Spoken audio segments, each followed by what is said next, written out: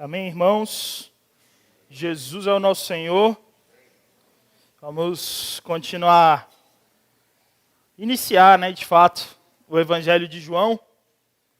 E queria convidar os irmãos para ler comigo João capítulo 1, versículo do 1 ao 5. Amém? Eu vou ler na NAA, Brunão.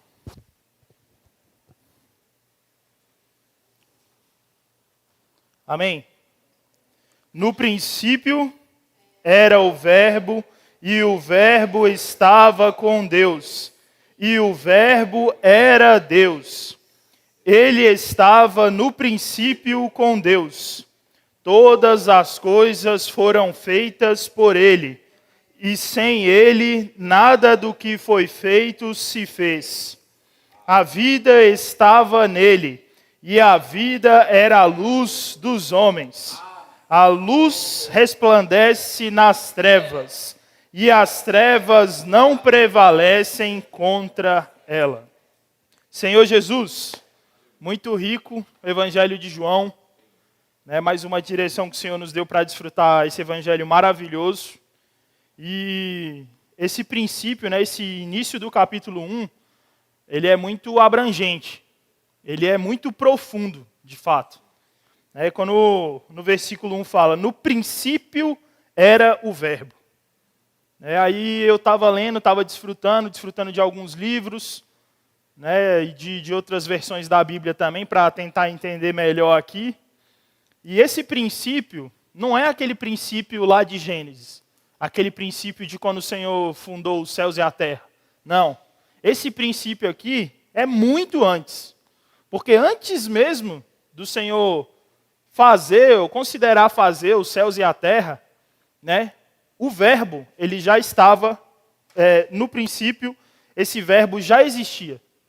Ou seja, quando a terra, ali em Gênesis 1:1, no princípio criou Deus os céus e a terra. Naquele período, o Verbo, ele já existia. Ele já estava lá presente com Deus. Ou seja, antes mesmo da gente considerar existir, o Senhor já existia. Senhor Jesus. E Ele vem antes de tudo que nós possamos imaginar.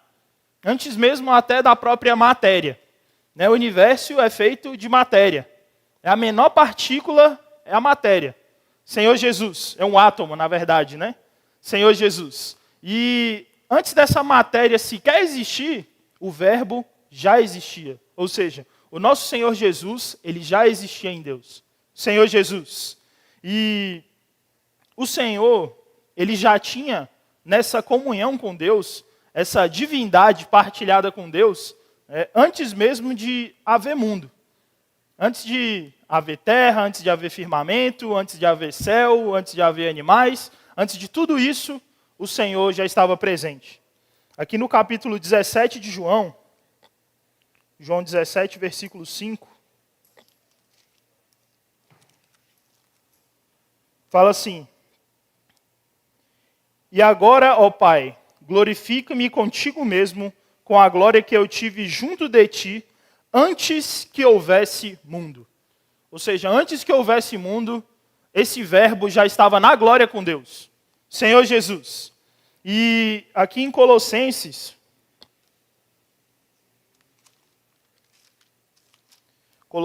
capítulo 1, versículo 17, fala assim: Ele é antes de todas as coisas, nele tudo subsiste.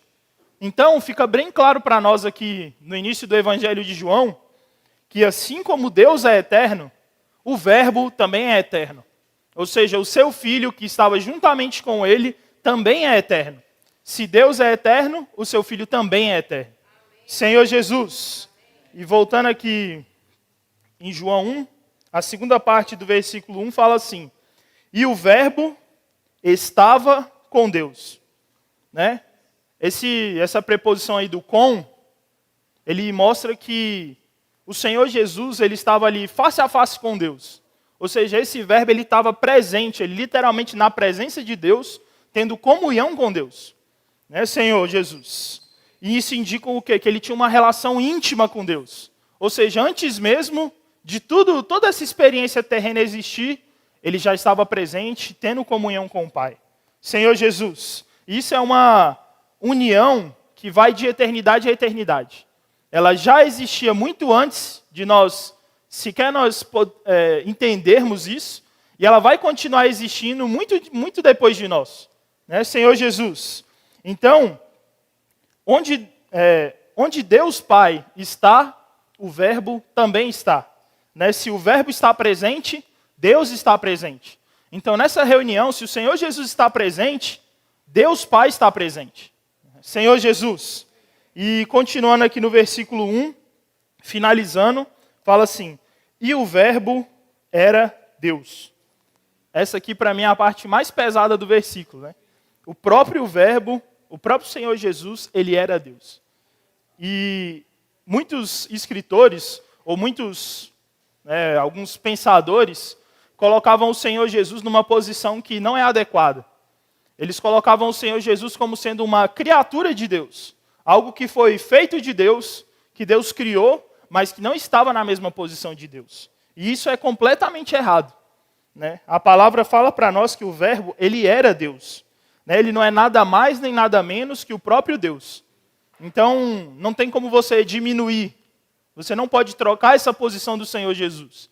A posição que foi delegada para ele, nós temos que honrar. Né? Muitos aí fora falam que o Senhor Jesus não tem essa posição. Não tem a mesma posição de Deus Pai. Mas a palavra nos mostra outra coisa. Então, o próprio Verbo, o próprio Senhor Jesus, ele é igual ao Pai no que diz respeito à sua divindade. E ele é Deus também, porque ele possui a mesma natureza que o Pai. Então, esse Verbo, ele é muito completo. E muito aquém das nossas mentes possam imaginar.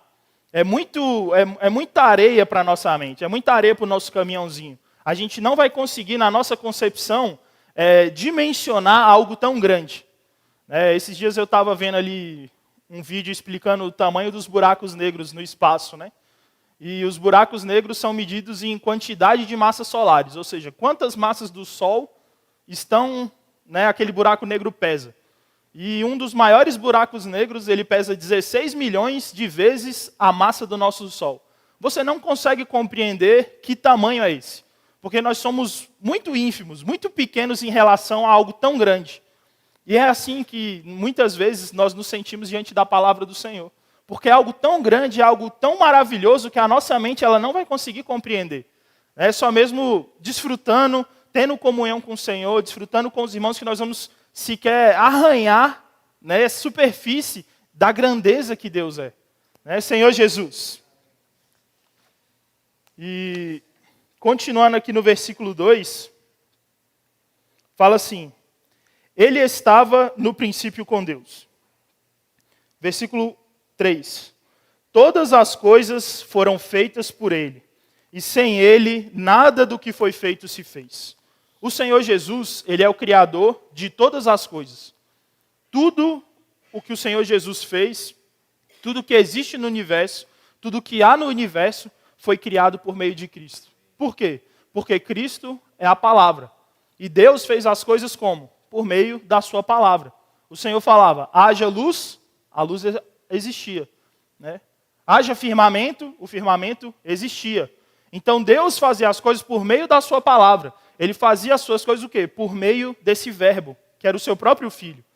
Então, o Senhor Jesus tem a sua importância na criação. Por quê? Porque sem ele, nada do que foi feito se fez. Senhor Jesus, aqui no Salmo 148, versículo 5.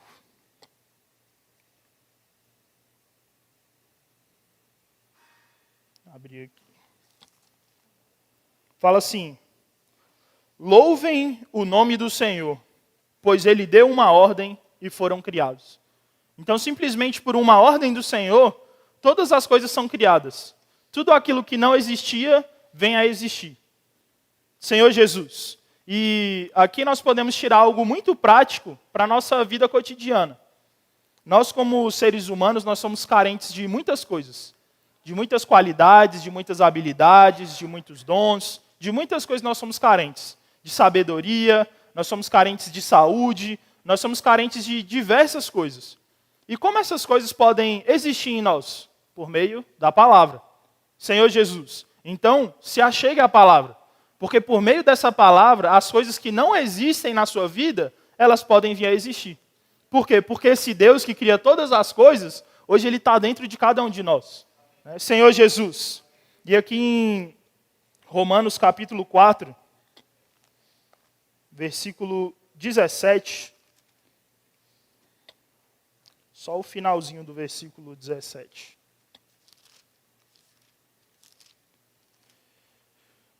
Fala assim: o Deus que vivifica os mortos e chama à existência as coisas que não existem. Nós temos que tomar muita posse dessa palavra, porque eu olho para a minha vida e me sinto carente de muitas coisas. Eu vejo quando os irmãos muitas vezes dão palavras aqui, citam as características, perseverança, domínio próprio, eu falo, Senhor, eu sou tão carente de tudo isso, eu preciso tanto dessas qualidades, mas agora você tem o caminho. Em Deus você pode achar todas essas coisas. E essas coisas podem ser criadas em nossa vida. Se hoje não existe domínio próprio na sua vida, por meio da palavra, isso pode vir a existir. Senhor Jesus. Ó Senhor Jesus. Voltando para João, versículo 4. Fala assim: a vida estava nele, e a vida era a luz dos homens. Senhor Jesus. O Senhor Jesus, Ele é uma fonte eterna de vida e luz. Algo que qualquer um de nós precisa. Vida e luz. Nós vivemos num mundo onde tudo é vivo. E nós nem sequer sabemos como a vida foi originada cientificamente. Nós não temos as variáveis da equação para sequer criar uma vida como Deus criou. Nós não conseguimos compreender. Nós temos indícios de como a vida foi criada no nosso universo, cientificamente falando. Mas Deus, não. Deus, como Ele é a própria fonte de vida, a partir dele as coisas criam vida. As coisas tomam vida. As coisas são iluminadas por meio da vida de Deus. Senhor Jesus. E somente por meio dessa fonte de vida, nós temos recebido vida. O mundo hoje, só há vida nesse mundo, porque o Senhor, de alguma forma, Ele tem fluído ainda para algumas pessoas. Isso tem o quê? Tem trazido vida e iluminação para o mundo. Ele tem trazido luz para o mundo, por meio dessas pessoas que estão se achegando a essa fonte. Senhor Jesus. E é inteiramente procedente de Cristo, toda e qualquer libertação de pecado. Tudo que nós temos, qualquer coisa que há de bom, qualquer entendimento, se você foi liberto do pecado, se você largou um vício, se você compreendeu de alguma forma a palavra, tudo isso está em Deus e por meio dele você conseguiu ter acesso a isso. Senhor Jesus, esses dias eu saí para passear com meus cachorros, e um deles eu solto, que eu já tenho mais confiança, e a mais novinha eu não solto ainda, porque ela ainda é muito desobediente. E aí esses dias eu estava andando com ela e tinha uma mochila parada no meio do mato. Uma mochila. E ela, por não saber o que era, ela não passou. Ela ficou lá quietinha, ela ficou andando, aí ela assustava, começou a latir. Ela não sabia o que era aquilo, então aquilo assustava ela. Até que uma hora ela pegou e desistiu. Ela saiu e deu a volta, mas não passou por ali. Ela não sabia o que era aquilo, então ela desencanou. Foi embora, foi fazer outra coisa. E justamente, irmãos, assim muitas vezes é o comportamento do homem para com a luz de Deus. Muitas vezes a luz de Deus brilha para os homens, mas os homens não sabem o que é aquilo. Os homens, aquilo é algo estranho para eles. Porque se você vive num mundo de trevas, onde tudo é trevas, quando a luz aparece, você não sabe discernir o que é aquilo. Porque não faz parte da sua realidade. E às vezes as pessoas estão em trevas tão densas, por exemplo, voltando aqui, só falando para os irmãos aqui, no vídeo que eu estava vendo novamente de buracos negros. Por que o buraco negro ele é escuro? Porque ali a luz não consegue escapar. Ou seja, nem mesmo se você estivesse na velocidade da luz, você ia conseguir escapar da gravidade de um buraco negro. Ou seja, as trevas são tão densas que nem mesmo a própria luz consegue fugir dele. Então, as pessoas às vezes estão numa condição de trevas tão densas que quando elas veem a luz, elas não sabem reagir, elas não sabem como proceder. Por quê? Porque nunca tiveram contato com aquilo. Né? Senhor Jesus. Então, a maioria dos homens, né, isso fica muito claro para nós quando você sai para pregar o evangelho. Muitas pessoas nunca tiveram contato com esse evangelho, com essa luz. E quando você traz isso para elas, elas não sabem como reagir. Algumas podem ficar violentas, né? Em países extremos nós vemos isso. As pessoas não sabem como reagir ao evangelho. Elas perseguem as pessoas, porque aquilo traz luz e as pessoas não sabem reagir a isso. Né? Senhor Jesus. Então, irmãos, nós temos que aprender a conviver com essa luz. Né? Nós nascemos em trevas. Né? Quando você nasce ali, você cresce num mundo de trevas. E a partir do momento que você recebe a luz na sua vida, o Senhor passa a iluminar todas as coisas. Né? Senhor Jesus. Oh, Senhor Jesus.